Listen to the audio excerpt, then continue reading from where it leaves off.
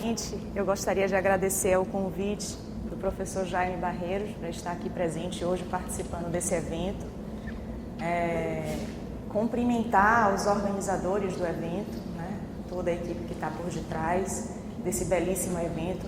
Realmente é uma grande iniciativa, um evento para falar do direito processual civil e eleitoral e no que tange ao processo civil, que é a minha área, muito pertinente em tempos de tramitação de um projeto de novo código que está em vias de ser aprovado. Gostaria de cumprimentar também os presentes, que heroicamente sobreviveram a esse longo engarrafamento da paralela, juntamente com nós expositores e que estão aqui hoje me honrando com a sua presença. Colegas profissionais do direito, não só do TRE, soube também que o evento foi aberto a um público externo, como também estudantes que soube que tiveram a oportunidade de ter acesso ao evento. Alguns alunos, ex-alunos, possíveis alunos, mas sobretudo muitos colegas. Agradeço muitíssimo pela sua presença e espero conseguir de alguma forma atender a contento as expectativas que foram geradas em torno da abordagem do tema. Fica aí muito obrigada por antecipado. Bem, o tema que me propus a abordar no dia de hoje é o direito probatório no novo Código de Processo Civil. Bem, o tema é muito amplo, O direito probatório no projeto de novo Código de Processo Civil é um tema amplo que, se eu tivesse a pretensão de aqui esgotar, nós entraríamos pela tarde, e quem sabe até pela noite. Então o objetivo não é exatamente esse. E por isso mesmo eu fiz um corte dentro desse tema e apresento a vocês aqui a minha proposta de falarmos sobre 3 questões que eu considero principais no âmbito das inovações do direito probatório no novo Código, eventualmente com algumas pinceladas em questões paralelas, mas pelo menos essas 3 questões principais eu me proponho aqui abordar dentro do tema que nos foi reservado. A primeira delas, que me parece basilar, gira em torno do espírito do novo Código de Processo Civil no que se refere ao direito probatório. Finalmente, qual é o espírito desse código? Ele seria um código voltado para um ativismo judicial, como muitos têm denunciado? Ele seria um código que prezaria por um garantismo das partes, que estaria voltado a preservar a liberdade das partes, inclusive no campo probatório? Ou será que podemos falar, nesse contexto do novo Código de Processo Civil, em termos de prova, num espírito mais de cooperatividade, de cooperação entre os sujeitos processuais, visando aí o melhor resultado probatório possível e, portanto, a melhor solução justa da causa? Partindo desse gancho do espírito do novo Código e dessa análise do equilíbrio dos poderes do juiz e das partes no âmbito probatório, eu me proponho ainda a, em um primeiro momento, focar no juiz e no poder que lhe é dado de fazer uma distribuição judicial e dinâmica do ônus de prova e de que modo isso foi tratado no projeto de novo Código de Processo Civil, que vai além do que a gente encontra hoje em doutrina e jurisprudência. E, por fim, já voltando o foco para a parte, eu me proponho a tratar aqui com vocês o posicionamento do nosso novo código, que é muito inspirado na doutrina, em parte da doutrina brasileira, no sentido de enxergar que a parte também é destinatária da prova que é produzida dentro do processo. Ela também pode ser considerada uma destinatária principal dessa prova que é produzida dentro do processo. A prova não é voltada só para formar o convencimento do juiz, ela também é voltada para formar o convencimento da parte, que tem o direito de acessar a prova para com essa prova em mãos, decidir de modo responsável se quer ou não brigar pelo direito material a ela subjacente. Daí a possibilidade de se pedir uma antecipação da prova no mesmo processo ou por uma ação autônoma, independentemente de urgência. Então não estamos falando do que temos hoje, que são as cautelares probatórias, que pressupõem urgência, mas sim uma nova visão, a proposta de ações probatórias autônomas, que permitem que a parte, independentemente de urgência, vá a juízo só para obter prova, e resolver com aquelas provas em mãos se quer brigar ou não com seu adversário, se vale a pena brigar ou não com seu adversário. E nessa linha de raciocínio, aqui agora anunciada, com um pouco mais do que uma manchete, digamos assim, porque foi uma introdução relativamente longa, eu gostaria de inicialmente falar um pouco sobre o espírito do projeto de novo Código de Processo Civil em termos de direito probatório. Bem, o projeto de novo Código, como vocês devem vir acompanhando em notícias que rolam pela internet ou por outros meios de comunicação, ele tem sido acusado por muitos doutrinadores de ser um código que está muito voltado para a ideia de um ativismo judicial, ou seja, que concederia poderes excessivos para o nosso magistrado e que, portanto, estaria adotando um regime ainda mais inquisitorial, entre aspas, com essa ênfase na atuação do juiz, como disse. E aí surge essa pergunta, será que realmente é possível falar isso do nosso código? E não dá para a gente enfrentar esse questionamento, eu nem vi que horas comecei, vocês me ajudem, por favor, para eu não tomar muito tempo de vocês. Não dá para a gente analisar, a gente parar para avaliar qual é realmente o espírito desse novo código, sem considerar como se deu ao longo da história essa, digamos assim, como ao longo da nossa história os diferentes sistemas dos mais diferentes países em todo o mundo lidaram com os poderes das partes e do juiz e como isso é colocado hoje no plano internacional. Afinal, o nosso código está inserido num ambiente que é um ambiente de globalização, onde há uma comunicação muito grande entre os mais diversos sistemas e ordenamentos em todo o mundo. E o que posso dizer a vocês? Eu posso dizer a vocês que ao longo da nossa história, nós sempre tivemos basicamente dois grandes sistemas em torno dos poderes probatórios concedidos às partes e ao juiz. E que de um lado sempre existiu um sistema mais informado pelo princípio dispositivo, que é chamado de sistema adversarial, que é aquele em que simplesmente não se concede poderes instrutórios ao juiz. Não é reconhecida a possibilidade de iniciativa probatória do juiz. É dado exclusivamente às partes correr atrás das provas, trazer essas provas para dentro do processo e o juiz, como um espectador passivo dessa batalha, dessa luta, simplesmente vai julgar com base naquelas provas. Esse é o chamado sistema adversarial, como disse, que é um sistema de espírito liberal, privatista, próximo ao que nós chamamos hoje de garantismo das partes, porque preserva essa esfera de liberdade das partes, dizendo que só a elas cabe correr atrás das provas e que o juiz não deve se envolver muito nisso. E esse, tradicionalmente, sempre foi o sistema dos países ditos de common law, se é que hoje dá para falar em sistemas puros de common law, mais especificamente a Inglaterra e os Estados Unidos.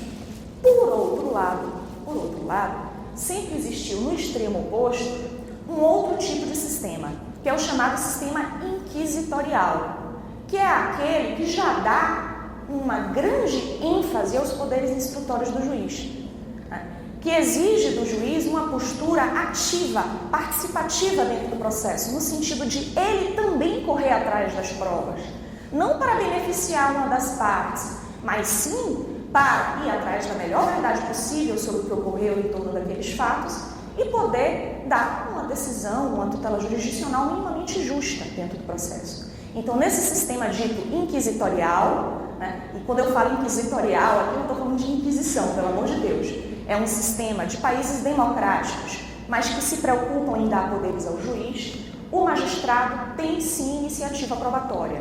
ele pode sim correr atrás da prova, né? Pode adotar essa postura interventiva ativa, que está ligada à ideia de ativismo judicial, né? Para, com base na melhor verdade possível, oferecer uma tutela justa. E esse sempre foi considerado o sistema típico dos países ditos de civil law, se é que hoje é possível falar em países puramente de civil law, da Europa continental e da América Latina. Aqui no Brasil,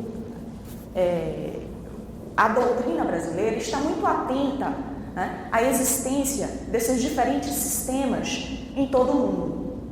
E, sobretudo, o Barbosa Moreira, ele tem uma preocupação muito grande de estar constantemente analisando o que ocorre nesses países, né, em termos de distribuição de poderes entre partes e juízes, inclusive no âmbito das provas. E o que se pode observar nos últimos anos, gente, é que esses sistemas situados em extremos opostos, eles estão caminhando para um ponto comum de convergência. Para um sistema em que haja uma adequada divisão, uma equilibrada divisão entre poderes dados às partes e ao juiz, em que se admite que as partes devem correr atrás das provas, que o juiz também pode ir atrás disso. Também é papel dele, né, buscar as provas necessárias para dar uma boa decisão para a causa. Daí falar-se que existe hoje um jogo de correntes e contracorrentes, de modo a que esses sistemas adversariais estão cada vez mais inquisitoriais, dando poderes ao juiz, e os sistemas, né, inquisitoriais estão cada vez mais adversariais, né, suprimindo poderes do juiz. E isso se observa na legislação da Inglaterra, dos Estados Unidos, da Espanha, é um fenômeno internacional. Então a tendência é a da síntese, é a do equilíbrio. E aqui no Brasil, digo a vocês, o atual 130 do CPC, ele prevê expressamente que o juiz pode determinar a produção de provas de ofício, o juiz pode correr atrás da prova. Mas, a despeito desse dispositivo ser claro nesse sentido, existe uma polêmica imensa em doutrina e jurisprudência em torno da interpretação dele, né? Discutindo-se quais seriam os limites desses poderes instrutórios do juiz, né? E há, por exemplo, quem diga que o juiz só pode correr atrás da prova de ofício se o direito em jogo for indisponível, ou se houver um desequilíbrio entre as partes, né? Ou que ele só o poderia fazer em caráter complementar ao que já foi trazido pelas partes. Né? Há quem diga que não há limite, que ele sempre pode correr atrás da prova. Então se reflete, há um reflexo aqui no Brasil, né, dessa busca pelo equilíbrio internacional. Até porque, outro dia, em uma conversa eletrônica com colegas estudiosos de processo civil, nós temos um grupo, né, com estudiosos de processo civil de todo o Brasil, um deles compartilhou conosco, o Eduardo José da Fonseca, que ele teve acesso a estatísticas internacionais em torno da iniciativa probatória do juiz.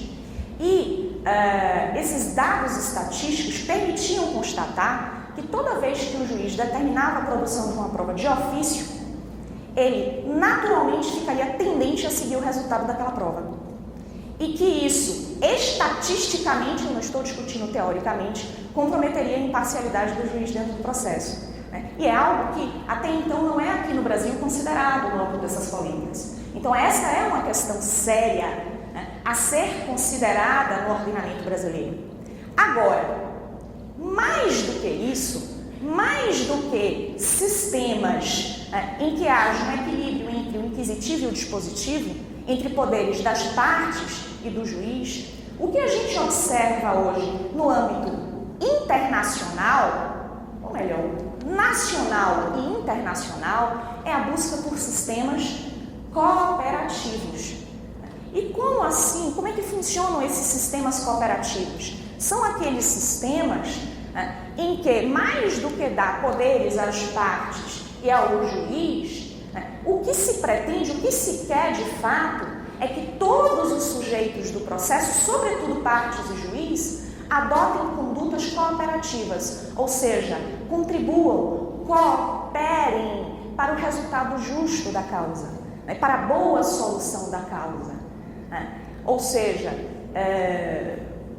a ideia é que no exercício desses poderes, independentemente da amplitude dos poderes que são concedidos, todos sempre atuem de boa fé, lealmente, no sentido de realmente contribuir, colaborar para a solução justa da causa. E o que eu estou falando não é balela, tá? Essa regra, considerada princípio pela maioria, da cooperação, e que inspira todo um sistema que tem sido chamado de cooperativo, ela é consagrada em diversos países, é positivada em diversos países. Ela já encontra positivação em Portugal, na Alemanha, na França, na Espanha. Aqui no Brasil, já há quem a extraia de princípios constitucionais diversos, como, por exemplo, o contraditório. Disse que o contraditório não garante só o direito de participar do processo, mas impõe também, digamos assim, um dever de cooperar para a solução justa do processo, que essa participação seja cooperativa, né? O que se exige não só das partes, mas de todos os sujeitos do processo, né? Então, se a parte está com dificuldade de atender o seu ônus de prova, o juiz deve estar atento a isso, informá-la disso e, eventualmente, quem sabe até distribuir esse ônus de prova de modo diverso do que está previsto em lei. Se a parte está com dificuldade de ter acesso a uma prova, por que não o juiz interferir, assisti-la nesse sentido? Né? Então, essas posturas cooperativas já têm sido exigidas aqui.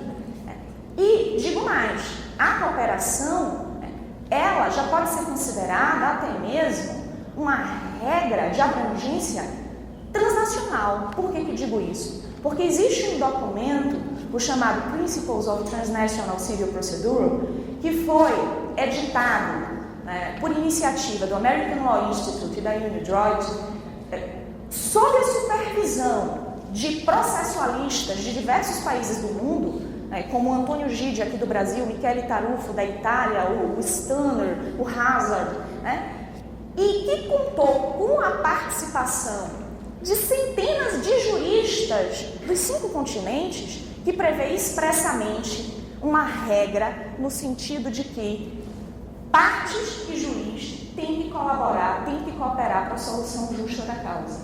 Há uma corresponsabilidade de todos os sujeitos do processo nesse sentido.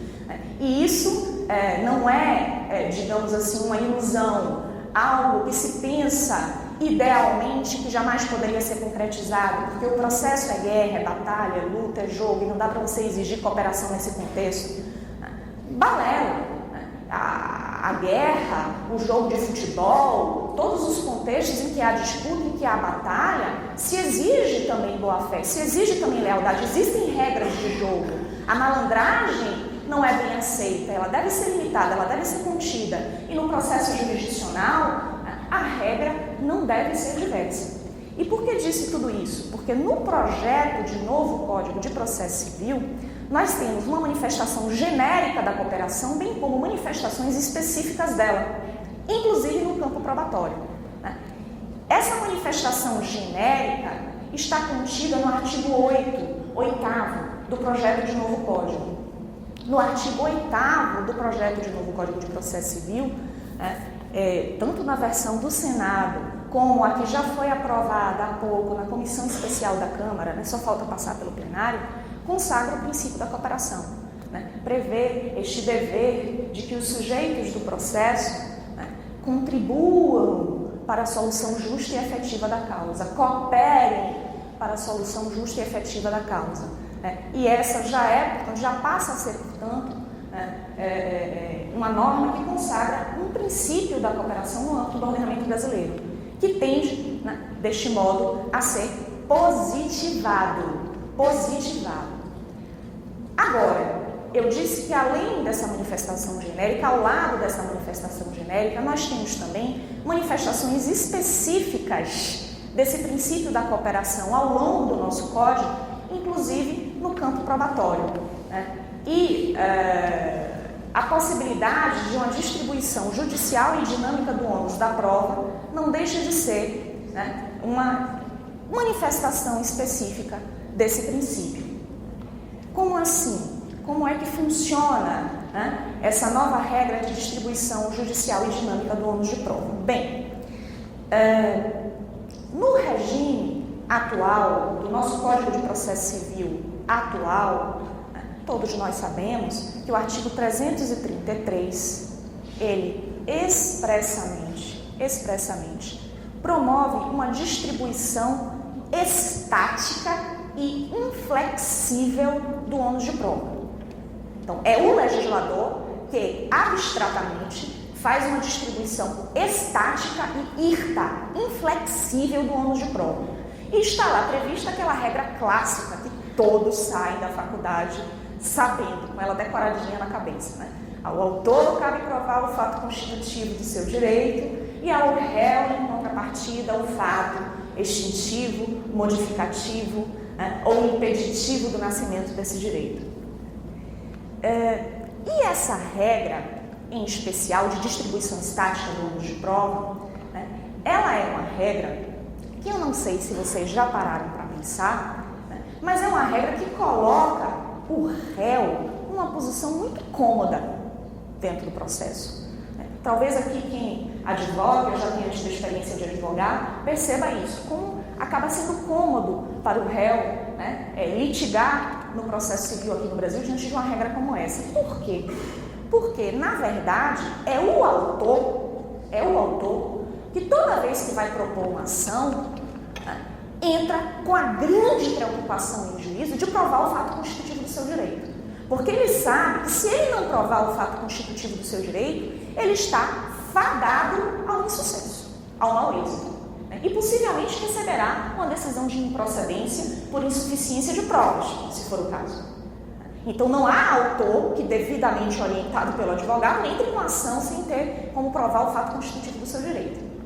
E é só quando o autor consegue provar esse fato gerador do seu direito que nasce para o réu a preocupação de partir para alguma atividade probatória, seja para fazer uma contraprova desse fato constitutivo do direito do autor, seja para provar um fato novo que ele alegou e seja extintivo, modificativo ou impeditivo desse direito. É quando o réu sai dessa posição de comodidade.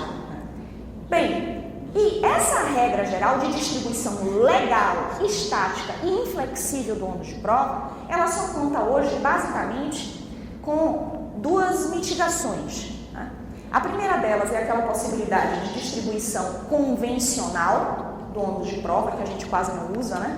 Mas, enfim, o Código permite que as partes convencionem, né, a distribuição do ônus de prova de modo diverso daquele previsto em lei, antes ou durante o processo, né? Sendo que essa convenção será passível de invalidação se tornar excessivamente difícil para uma delas a produção da prova, ou se o direito for indisponível, né? E nas causas de consumo não é possível em nenhuma hipótese. Regra essa que é mantida no novo Código. E, ao lado dessa distribuição convencional, nós só temos hoje, prevista em lei, uma possibilidade de distribuição judicial do ônus de prova, que é aquela prevista no artigo 6º, inciso 8º do CPC. O artigo 6º, inciso 8º do CDC, do Código de Defesa do Consumidor, ele prevê que nas causas de consumo, o juiz, à luz das circunstâncias do caso concreto, pode promover uma inversão do ônus de prova, retirando o ônus probatório do consumidor e atribuindo-o ao fornecedor. E isso, obviamente, mediante o preenchimento dos pressupostos de lei, né? Se ficar demonstrada a verossimilhança do que foi alegado pelo consumidor ou se ficar demonstrado que ele é hipossuficiente em termos probatórios, que ele tem uma dificuldade de produzir a prova sobre o que ele alegou. Né? E essa é a única hipótese de distribuição judicial do ônus de prova que a gente tem previsto em lei hoje em dia nas causas de consumo, né? Em que pese haja quem sugira que seja aplicada por analogia a causas ambientais, por exemplo, e que é muito aplaudida exatamente por garantir uma igualdade material dentro do processo, né? Porque o consumidor, que a princípio era hipossuficiente, teria dificuldade de produzir provas, né? Ganha aí, digamos assim, essa ajuda do juiz, né? Que atribui o ônus de prova ao fornecedor, garantindo um reequilíbrio material, substancial, né? A relação processual dentro daquele feito. Isso sem falar da possibilidade de se garantir aí uma adaptação do procedimento a essa necessidade do caso concreto. É também uma manifestação do princípio da adaptabilidade. Bem, agora, a nossa doutrina e também os nossos tribunais, ainda no contexto do nosso regime processual atual, percebe que muitas vezes esse regime de distribuição do ônus de prova gera injustiças, sobretudo, né, no contexto da regra geral, que é aquela distribuição legal, né, estática, inflexível, feita pelo nosso legislador no 333 do CPC. Por quê? Porque muitas vezes aquela parte que foi onerada por lei, ela não tem condições de atender esse ônus de prova.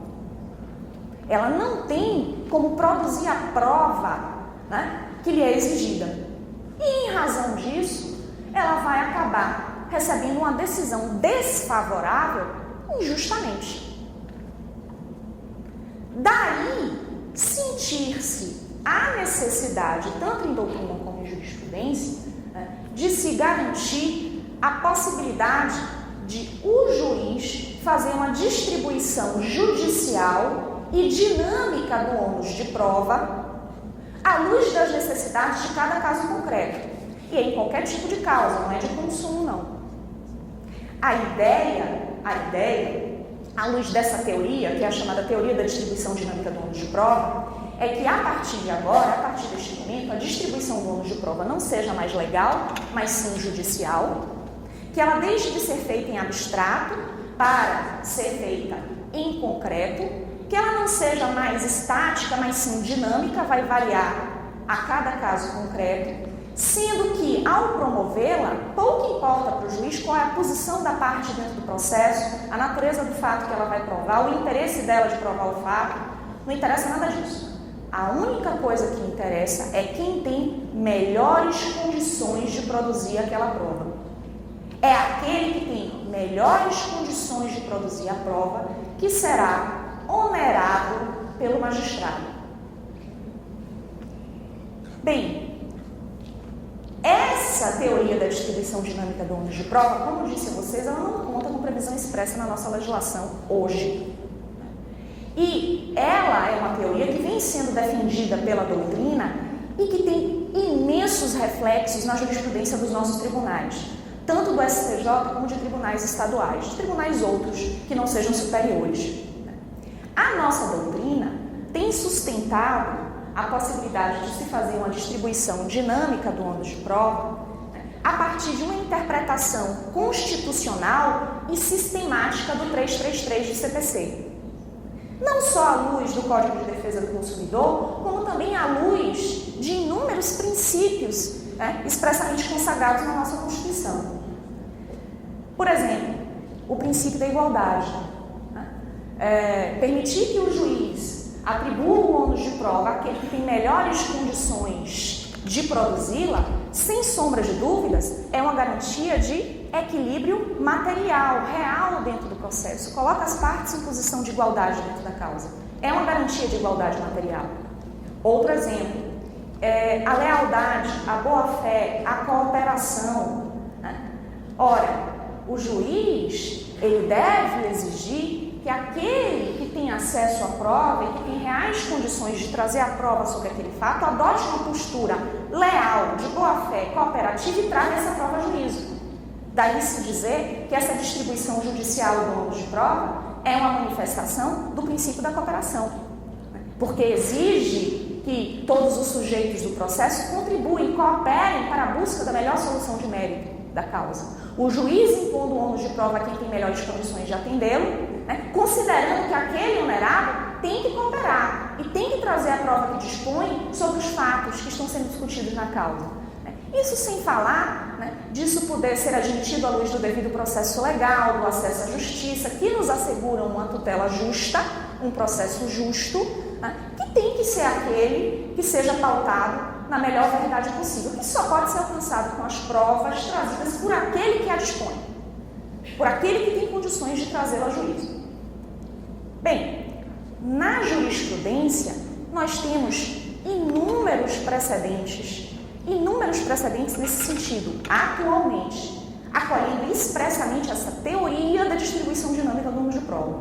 Né? Existem alguns casos que são assim bem visíveis e permitem a gente exemplificar, ilustrar como isso ocorreria.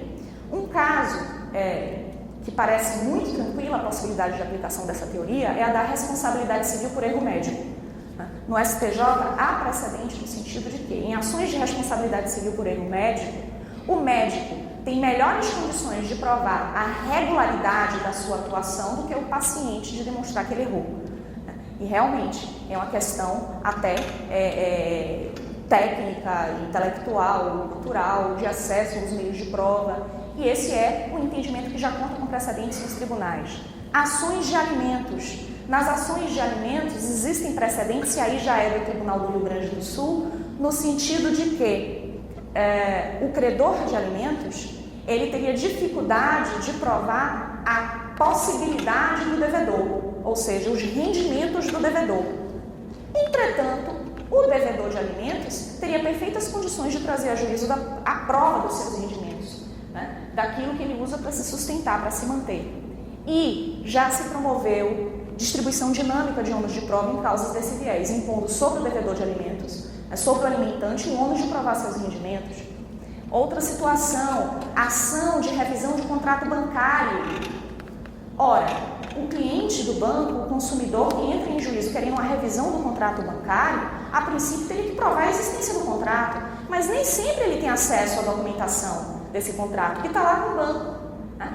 Pois bem, inverte-se o ônus de prova, distribui-se dinamicamente, impõe-se sobre o banco.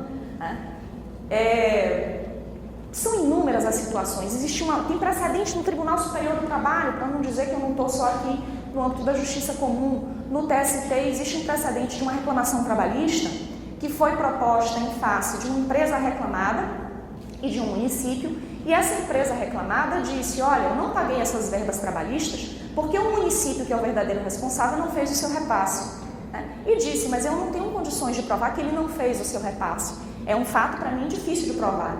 Eu peço, portanto, que a ele seja atribuído o ônus de provar que fez o repasse. E essa distribuição dinâmica do ônus de prova foi feita acolhendo expressamente essa teoria no âmbito da justiça do trabalho. E não faltam precedentes nesse âmbito, não faltam precedentes nesse contexto. Bem, atualmente, como disse a vocês, a nossa regra é essa distribuição legal do ônus de prova. Ponto. A regra é essa, a distribuição legal do ônus de prova.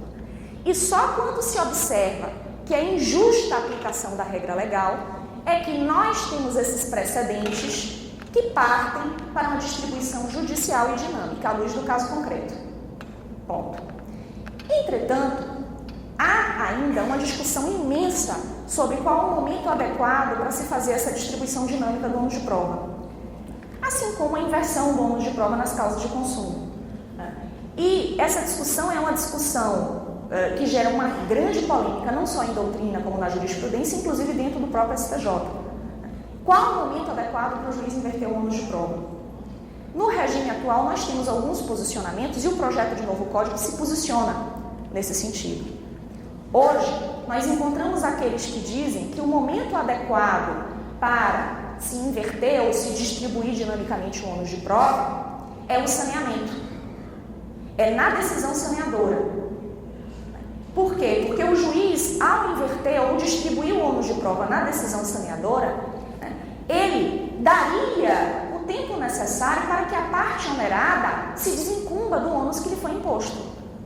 Então, a distribuição do ônus de prova, dizem eles, deve ser feita em tempo da parte onerada, na atividade instrutória, se desincumbir daquele ônus que lhe foi imposto inovadoramente, como uma novidade dentro do processo. Me parece a melhor visão, que está de acordo com o contraditório, a ampla defesa, o devido processo legal. Aquele que foi onerado deve ter a oportunidade de atender esse ônus. Agora, saibam, existem precedentes, existe doutrina, existe muita gente dizendo que essa inversão ou distribuição judicial do ônus de prova deve ser feita no bojo da sentença. Ou seja, o juiz, na sentença, simplesmente inverte o ônus de prova, distribui de modo diferente do previsto em lei e, como a parte onerada não atendeu o seu ônus, recebe uma decisão desfavorável. De surpresa. Uma violência. Por quê? Surpreendentemente, do nada, na hora de julgar a causa, ele inverte o ônus de prova sem dar à parte onerada a oportunidade de atender esse seu ônus, né? Simplesmente recebendo, do nada, uma decisão desfavorável.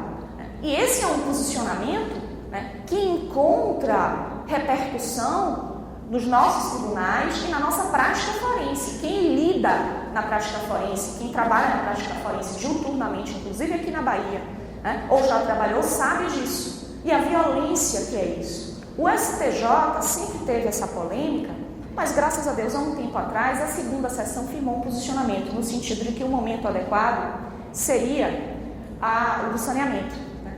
Que a inversão ou distribuição dinâmica do ônus de prova ela teria que ser feita em tempo da parte onerada se desincumbir desse ônus, num posicionamento que está mais de acordo com o contraditório devido ao processo legal, né? E tudo isso se reflete na proposta de um novo Código de Processo Civil.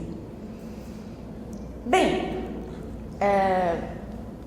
apesar de hoje a distribuição dinâmica do ônus de prova ser uma teoria, ser abordada teoricamente e refletir-se na jurisprudência dos nossos tribunais, ela conta com uma única manifestação legislativa, que é o artigo 6º, inciso 8º do Código de Defesa do Consumidor. Aquela inversão judicial do ônus de prova nada mais é do que uma distribuição dinâmica.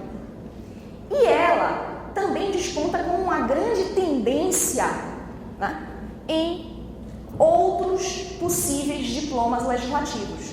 Por que digo isso? Porque no anteprojeto de Código de Processo Coletivo, nos anteprojetos de Código de Processo Coletivo, em todos eles, essa teoria é adotada. E no projeto de novo Código de Processo Civil, tanto a versão que foi aprovada no Senado, como a versão que tramita na Câmara, que já foi aprovada na Comissão Especial, daqui a pouquinho sai do plenário, essa teoria é positivada, né? Aí a gente se pergunta, poxa, mas precisava? Será que era necessário ela ser positivada, já que ela já está sendo tão bem acolhida pelos nossos tribunais? Parece-me que sim, porque o projeto de novo código, ao positivar essa teoria, tem uma preocupação de regulamentar melhor este poder que é dado ao juiz, né? Traçando alguns limites a essa possibilidade de distribuição judicial do ônus de prova, deixando mais claro em que medida ela pode ser utilizada. E como bem disse Adonias aqui no Brasil, a nossa cultura nos remete constantemente à lei, né? Então isso, de certa forma, prende o nosso magistrado. E o que a gente pode observar em termos de adoção dessa teoria no âmbito do Senado e no âmbito da Câmara? No âmbito do Senado, como disse a vocês, já houve uma primeira iniciativa, né, de prever que toda vez que para a parte for muito difícil ou impossível atender o ônus de prova que lhe foi imposto por lei, que lhe foi atribuído por lei, ou que para o adversário seja mais fácil trazer aquela prova a juízo, o juiz, por decisão fundamentada, pode distribuir o ônus de prova de modo diverso do previsto em lei. Então, a princípio, a gente vê que os pressupostos necessários para essa distribuição dinâmica são ou a dificuldade, impossibilidade de uma das partes de produzir a prova que lhe foi imposta por lei, ou a maior facilidade da outra de trazê-la a juízo, que são pressupostos que estão no projeto do Senado e que são repetidos no âmbito da Câmara, né? Que constam também no projeto da Câmara, e que nada mais são do que giram em torno daquele contexto de hipossuficiência probatória de uma das partes, de dificuldade de produzir provas de uma parte, acrescendo-se, contudo, a hipótese de maior facilidade da outra de trazer aquela prova a juízo. E o nosso legislador aí, ele tem essa preocupação justíssima de dizer que o juiz, ao fazer essa distribuição dinâmica, tem que fazê-lo por decisão fundamentada, né? Claro, decisão fundamentada que é passível de controle pela via recursal. Óbvio, é uma garantia de contraditório, de devido processo legal, de duplo grau de jurisdição para todo jurisdicionado. A gente entendeu o porquê daquela distribuição dinâmica. O juiz tem que justificar. Né? É um limite ao seu poder, é um limite à sua atuação que nos deixa tranquilos diante de uma acusação de ativismo judicial, digamos assim. E essa exigência de que a decisão seja fundamentada também é reproduzida na Câmara. Entretanto, na versão do Senado, existe uma ressalva que pareceu a muitos impertinente, que é a ressalva de que mesmo quando o juiz distribui dinamicamente o ônus de prova, impondo sobre o adversário o ônus de produzir essa prova, os encargos financeiros em torno daquela prova permaneceriam com a parte originária, com aquela que é onerada por lei. Então, por exemplo, na causa de consumo, que é o nosso dia a dia hoje, se o juiz tira o ônus de prova do consumidor e impõe ao fornecedor, isso não significa que o consumidor continuará sendo responsável por arcar com as despesas da produção dessa prova. Se for uma perícia, por exemplo. Complicado. Complicado até porque, muitas vezes, se vocês olharem a jurisprudência dos nossos tribunais atual, essa inversão do ônus de prova, essa distribuição dinâmica, ela é feita considerando-se também que a parte onerada por lei não tem como arcar com os custos daquela prova, sobretudo quando se trata de perícia, mas o adversário teria como fazer face a esses custos. Essa regra inviabilizaria esse princípio de justiça que é considerado pelos nossos tribunais. Isso sem falar que, se o juiz impõe um ônus de prova a um réu dizendo que quem vai pagar é o autor, se o autor não pagar, no final das contas, quem vai se arrombar é o réu, porque a prova vai acabar não sendo produzida e ele que receberia uma decisão desfavorável.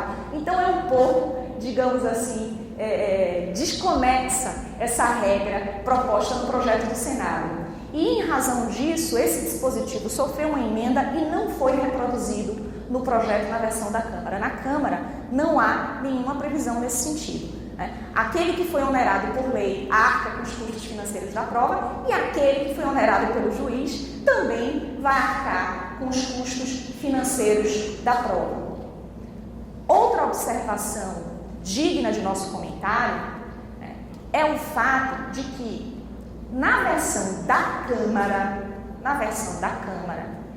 e só na versão da Câmara, no Senado, não havia dispositivo nesse sentido.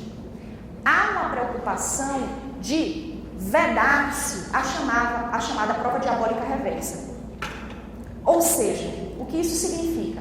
De acordo com o regramento da Câmara, não é dado ao juiz inverter o ônus de prova, distribuir dinamicamente o ônus de prova para tirar o ônus de prova de uma das partes e impor a outra, se aquela outra que foi onerada pelo juiz é impossível, se não muito difícil, produzir essa prova. Ou seja, o juiz não pode retirar a prova que é diabólica para aquele onerado por lei e impor uma prova diabólica por aquele que é onerado pelo próprio juiz no caso concreto. Então, através da distribuição dinâmica do ônus de prova, o juiz não pode onerar judicialmente alguém que não tem condições de atender esse ônus. Uma pessoa para a qual é impossível, se não muito difícil, produzir essa prova. E essa opção da nossa Câmara é uma opção que reflete algo que vinha sendo defendido por alguns doutrinadores, e que eu já vi também como opção sendo adotada em precedente do STJ. O STJ se deparou com a seguinte situação no âmbito de uma execução. O autor, o exequente, ao propor a execução, ele pediu o bloqueio de conta bancária do executado. Essa conta bancária foi bloqueada, aperfeiçoou-se a penhora sobre esse saldo bancário. E o executado, por sua vez, automaticamente se defendeu dizendo: esse saldo bancário, excelência, ele tem natureza salarial. E a natureza salarial desse saldo bancário, em que pese seja fato impeditivo do direito de penhora do exequente, peço que neste caso concreto, se faça uma distribuição dinâmica do ônus de prova para que eu não seja obrigado a provar a natureza salarial desse saldo bancário, mas sim o exequente, né, tenha que provar o contrário. E o STJ disse, peraí, alto lá, não é bem assim. Como é que o exequente vai provar que esse saldo bancário não tem natureza salarial? É até uma prova de fato negativo, que muitas vezes é muito difícil, se não impossível para a parte. Eu não posso inverter o ônus de prova, impor o ônus de prova ao exequente nesse caso, porque senão estaria impondo a ele uma prova diabólica reversa. E essa não é uma possibilidade de aplicação da distribuição dinâmica do ônus de prova. E o nosso legislador, lá no projeto de novo código, versão da Câmara, tem a preocupação de positivar isso, de deixar isso claro.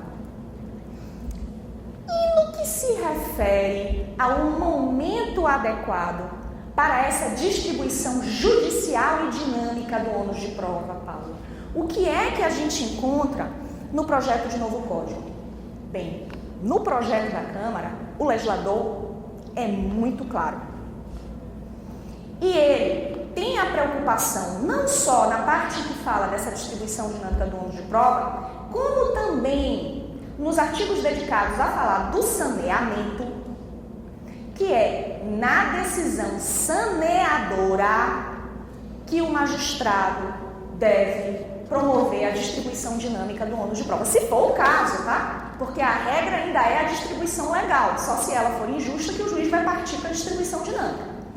Mas como essa distribuição dinâmica é uma mudança da rota procedimental, né, que repentinamente onera uma parte diferente daquela prevista em lei, ela tem que ser promovida no saneamento, na decisão saneadora, em tempo da parte onerada se desincumbir desse ônus de prova, produzir a prova que lhe cabe, evitando uma decisão desfavorável para si. Excelente opção, né? É uma opção que está de acordo com a nossa Constituição, devido ao processo legal contraditório, ampla defesa, não há dúvidas disso, e que, inclusive, posso anunciar que já era opção feita também pelos anteprojetos de Código de Processo Coletivo, né? O que revela que essa é realmente a tendência no ordenamento jurídico brasileiro. Bem, essa possibilidade de distribuição judicial do ônus de prova é uma manifestação de ativismo judicial ou de exigência de cooperação no âmbito do processo civil? Vocês vão encontrar quem diga que é ativismo, que é um poder excessivo dado ao magistrado. E se for, hoje em dia já está sendo exercido. Sejamos francos, honestos e verdadeiros nesse momento. Mas eu não posso negar que, na minha visão, é mais uma manifestação da cooperação, desse novo modelo cooperativo de processo civil, que inclusive minha amiga e colega Lorena Miranda, esposa do Jaime Barreiros, tratou tão bem, brilhantemente na sua dissertação de mestrado, que eu adoro, que foi publicada. Recomendo, Fundamento Cooperativo do Processo Civil. É uma manifestação do modelo cooperativo do processo civil, não tenho dúvidas disso, porque neste momento o que é que nós temos? Juiz e partes juntos, cooperando, colaborando, contribuindo para uma decisão de mérito justa e efetiva, né? Dada com base nas provas suficientes e necessárias para se chegar à melhor verdade possível e a se chegar à melhor solução possível para o objeto daquela causa. Bem, isso, né? Essa já foi uma abordagem suficiente da figura do juiz no âmbito da prova. E eu gostaria de voltar um pouco a minha atenção para a parte. No projeto de novo Código de Processo Civil, a parte também é muito prestigiada. Não se garantindo a liberdade plena e absoluta para a parte no âmbito do processo civil, né? Colocando uma posição de autonomia plena, não é isso, mas sim dando-se à parte grande atenção no sentido de exercício das suas prerrogativas processuais e sempre exigindo que a sua atuação dentro do processo seja cooperativa, não se foge desse contexto, né? Nada foge desse contexto. Inclusive, antes mesmo de falar da possibilidade de antecipação da prova, né? Eu posso até comentar que se vocês pararem para dar uma olhada no regramento das provas em espécie, em diversos momentos o nosso legislador faz opções no sentido de tirar um pouquinho o poder do juiz e de dar um pouquinho o poder às partes. Por exemplo, no projeto de novo código, a ideia é que os advogados intimem as testemunhas, né? Pela via postal, com aviso de recebimento. É que o advogado comece fazendo pergunta para a testemunha. É que o advogado pergunte diretamente à testemunha, né? Não é necessário mais aquela coisa engraçada que é o advogado fazer a pergunta ao juiz e o juiz transmitir a pergunta à testemunha. Fica mais parecido com os Estados Unidos, né? Law and Order, aqueles seriados que a gente vê norte-americanos, é o próprio advogado que inquire diretamente, né, a testemunha. Então isso é uma manifestação de uma atuação mais intensa da parte dentro do processo. No âmbito da perícia, por exemplo, olhem que coisa, o novo código passa a admitir a chamada perícia consensual. Como assim uma perícia consensual? É simples, a ideia é que as partes possam escolher de comum acordo quem será o perito. Só se isso não for possível é que o juiz vai determinar quem vai ser esse perito. Então essa perícia consensual é uma manifestação dessa maior autonomia que é dada às partes dentro do processo civil, do reconhecimento de uma maior liberdade de atuação delas dentro do processo. A fixação dos honorários do perito não é mais o juiz que fixa unilateralmente, sem nenhum tipo de negociação ou conversação. Ao contrário, o projeto de novo código prevê que o perito faz uma proposta de honorários, que as partes se manifestam sobre essa proposta de honorários, para só então o juiz decidir a seu respeito. Então, nós temos também um certo garantismo, para quem quiser utilizar essa terminologia, assegurado no projeto de novo código, que eu prefiro dizer que é muito mais uma manifestação de cooperatividade, insisto, porque a liberdade que é dada às partes no exercício das suas prerrogativas processuais sempre é no sentido de que atuem cooperando para a solução justa da causa e jamais em nenhum outro sentido. Bem, pensando ainda na figura da parte, como disse a vocês, o nosso legislador, ele demonstra uma preocupação grande em preservar a atuação da parte no âmbito do processo civil, quando ele prevê, por exemplo, a possibilidade da parte pedir uma antecipação da prova independentemente de urgência, só para ter acesso a essa prova e, com base nessa prova, convencido ou não da ocorrência dos fatos, e resolver se quer brigar ou não com o adversário. Reconhece finalmente que a prova também é voltada para a parte, também é dirigida à parte, que a parte tem o direito de acessar a prova, independentemente dela ser futuramente utilizada contra o seu adversário ou de vir a ser apreciada pelo magistrado. E eu posso trazer um exemplo aqui que eu vi acontecer como advogada de um caso que já está até um pouco superado nos nossos tribunais, mas que evidencia isso. Certa feita, há um tempo atrás, um determinado condomínio de um bairro nobre aqui em Salvador estava vivendo a seguinte situação. Eles estavam realizando uma obra no condomínio e, ao longo dessa obra, eles desconfiaram que a Embasa não estaria prestando serviços de esgoto, sendo que, cotidianamente, uma taxa relativa à prestação desses serviços de esgoto era paga em Embasa. Agora veja, isso era uma desconfiança. Não havia uma certeza em torno disso, de que esses serviços não vinham sendo prestados. E aí esse condomínio procurou um advogado querendo uma orientação, se não era o caso de propor uma ação contra a Embasa, pedindo a restituição dessas taxas que vinham sendo pagas por um serviço que não estava sendo prestado. E o advogado, naturalmente, ponderou, como sempre se pondera para o autor. Você tem como provar o fato constitutivo do seu direito? Tem prova de que realmente esse serviço não está sendo prestado? Você tem certeza disso? E o condomínio respondeu, não tenho, é uma desconfiança. Então, algo que foi cogitado nesse caso, que seria uma possibilidade, seria exatamente uma produção antecipada de prova, independentemente de urgência. Ou seja, seria a possibilidade do condomínio partir para uma perícia antecipada para se averiguar se aqueles serviços de esgoto estavam sendo prestados ou não, para, com o resultado dessa perícia em mãos, poder avaliar quais seriam as suas chances de êxito numa eventual batalha judicial com a Embasa. A depender do resultado da prova, o condomínio teria basicamente 3 opções. Se a prova não lhe fosse favorável, ele poderia recuar e desistir de brigar.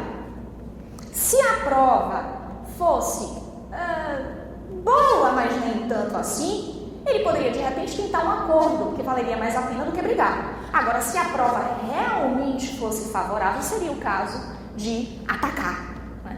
Travar uma briga com o adversário. Então, diante do que exatamente nós estamos? Diante dessa possibilidade do jurisdicionado ir a juízo e, quem sabe até por uma ação autônoma, simplesmente pedir a antecipação da produção da prova. Para quê? Para, com essa prova em mãos, ele possa decidir responsavelmente se vale a pena travar ou não uma batalha com seu adversário, ou se não prosseguir numa batalha já travada com seu adversário.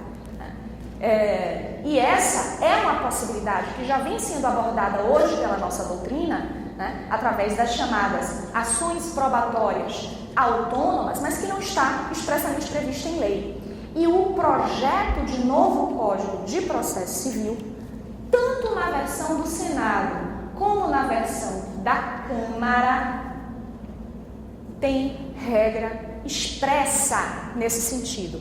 É um dos temas que está na ordem do dia. Em ambas as versões do projeto de novo Código, dentro do capítulo da prova, há uma seção que é dedicada unicamente à produção antecipada de prova, que pode se dar em caso de urgência, pode, né? Se houver um risco de perder a prova, pode, mas também pode se dar em casos em que não há urgência alguma, em que não há urgência qualquer, né? Simplesmente como um direito da parte, um direito autônomo da parte, de obter essa prova em juízo. Mais ou menos quanto tempo eu tenho, Jaime? Só para eu medir aqui até onde eu vou. 5 minutos? Vixe. Então vamos lá. Hoje em dia, no Código de Processo Civil atual, nós temos, e vocês sabem disso, na verdade, as chamadas cautelares probatórias. Não é isso? Nós temos cautelares probatórias. Né? A justificação, a produção antecipada de prova, sendo que o grande destaque é a produção antecipada de prova. E essas cautelares probatórias, até pela sua natureza cautelar, elas pressupõem para serem propostas o perigo da demora, que haja uma urgência, um risco de perda da prova para que eu possa, em juízo, pedir a sua antecipação. Por exemplo, há um risco da testemunha falecer ou dos vestígios a serem periciados sumirem. É uma perícia sobre uma obra que será acabada, eu tenho que periciar antes dela acabar. Né? É uma perícia sobre um carro que sofreu perda total, né? Mas ele tem que ser entregue à seguradora para poder eu conseguir a cobertura que me é devida. Então, hoje, pelo menos seguindo a lei, né, e grande parte das decisões dos nossos tribunais, a antecipação da prova, ela pressupõe urgência. E a proposta da doutrina hoje é partir dessas cautelares probatórias que nós já temos previstas no nosso código, dar-lhes uma interpretação adequada, inclusive conforme a Constituição, ao acesso à justiça, ao contraditório devido ao processo legal, para admitir-se a antecipação da prova independentemente de urgência. Né? Como assim? O que se propõe é que se admita a possibilidade de você propor uma ação probatória que seja não cautelar, mas sim satisfativa. E satisfativa do que, Paula? De um direito autônomo à prova. O direito do jurisdicionado de simplesmente acessar e obter a prova para decidir responsavelmente o que quer fazer diante dela. E a utilidade da prova, a necessidade da prova, né, deixa de ser simplesmente ser utilizada numa futura batalha judicial travada com o adversário. A utilidade da prova é muito maior, porque ela pode servir, né, de repente, para eu decidir não brigar, para eu decidir conciliar e também pode ser utilizada com outras finalidades. Por exemplo, gente, a antecipação da prova independentemente de urgência, ela pode ser muito útil para você verificar quem é que tem legitimidade ou não para aquela ação que você quer propor, ou para aquela ação que já está em curso. E eu vi um caso muito específico na Justiça do Trabalho que adorei, que foi o seguinte, em que eu vi bem essa possibilidade. Um grupo de reclamantes vinha entrando com reclamações trabalhistas contra uma determinada empresa e sempre colocava no polo passivo, como litisconsorte da empresa reclamada, um suposto sócio dela. Só que este suposto sócio da empresa reclamada não era sócio dela. Era, na verdade, mais um empregado. E ele sempre era colocado no polo passivo, como sócio desta empresa, para que ficasse configurado um impedimento dele para depor como testemunha. Porque era ele quem podia realmente falar sobre os fatos que estavam sendo discutidos na causa. Olha a malandragem. Enfim, e uma das propostas que foram feitas, para poder tentar resolver essa situação foi exatamente pedir em juízo uma antecipação da prova, independentemente de urgência, só no sentido de demonstrar que aquele suposto sócio não era um mero empregado que não estaria impedido para depor como testemunha em juízo. Isso tem que ocorrer antes da fase de instrução. É uma utilidade para você conseguir demonstrar a verossimilhança necessária para obter uma tutela antecipada. Já vi juízes anteciparem essa prova até mesmo de ofício. E tudo isso é reconhecido no projeto de novo código. Para fechar, pontuando algo demais que é muito relevante, me parece que uma das grandes inovações do projeto de novo código nesse contexto se refere aos meios de prova cuja realização pode ser antecipada. Por quê? Hoje, no âmbito das cautelares probatórias, você só pode antecipar interrogatório da parte, oitiva de testemunha e perícia. Só. Interrogatório da parte, oitiva de testemunha e perícia. No projeto de novo código versão Senado, você pode antecipar, independentemente de urgência, esses mesmos meios de prova. A realização, a concretização desses mesmos meios de prova, típicos. Já na versão da Câmara, por sugestão minha, inspirada na doutrina de Pontes de Miranda, o legislador vai muito mais além e, na minha opinião, com muita propriedade. Porque ele passa a admitir a antecipação da concretização, da realização de qualquer meio de prova. E eu não estou falando aqui só dos meios de prova típicos, não, como inspeção judicial. Admite-se que seja antecipada a produção também de uma prova típica. Até mesmo meios atípicos de prova comportam essa possibilidade. E, na minha opinião, essa é uma grande inovação do nosso legislador, já na versão da Câmara do projeto do novo Código de Processo Civil. Bem, dito isso, com um pouco de aperto, mas tentando trazer para vocês o melhor panorama possível sobre o projeto de novo Código, é basicamente o que há que se falar. E eu espero, pelo menos, ter despertado a curiosidade de vocês de analisar se o nosso código realmente é ativista ou se ele não está muito mais voltado para um modelo de cooperatividade, exigindo que todos contribuam para a boa produção da prova e a boa solução da causa. Muito obrigada. Fiquem com o meu abraço.